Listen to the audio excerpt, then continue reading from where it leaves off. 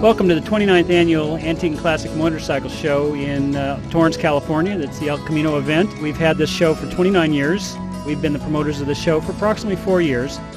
We've had so many fantastic vendors that bring out British bikes, Japanese, German, and some excellent examples of very rare motorcycles in the show.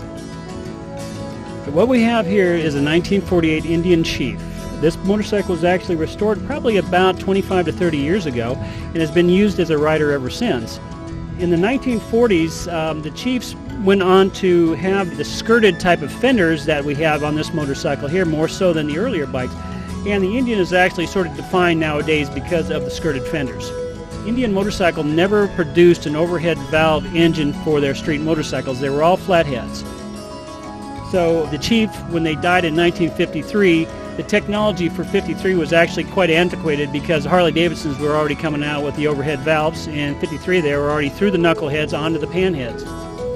Speaking of the earlier Indians, Chiefs, this is again an older restoration. And this bike here has the non-skirted fenders, which the Chiefs are more famous for. And this bike is a very good restored-to-ride motorcycle. I know that this bike was restored by Bob Stark at a Starklight about 25 years ago. So you can find very good motorcycles that have been well taken care for. They don't have a lot of miles on them for as many years as it's been since they restored them.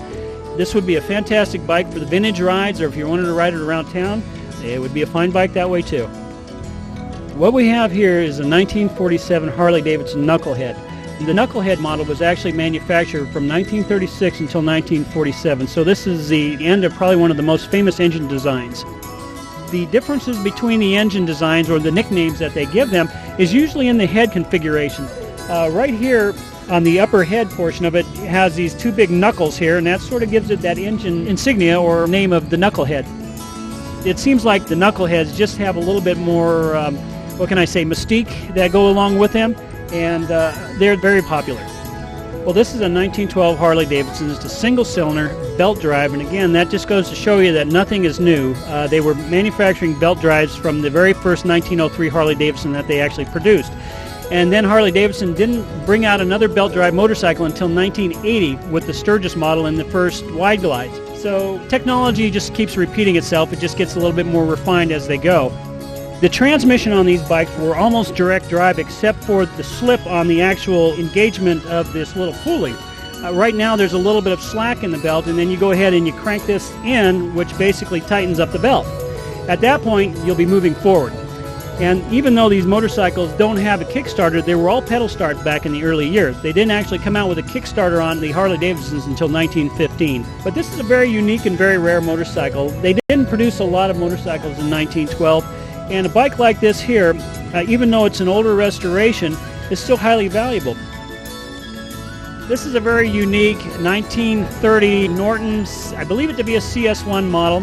It's a 500cc, and I call it a sprint racer. It's not a speedway bike because the rake is too long, and it actually has a 4-speed transmission in it. So if you take a look at the fuel tank, it is a very small fuel tank, probably only holds about a quart and a half of gas.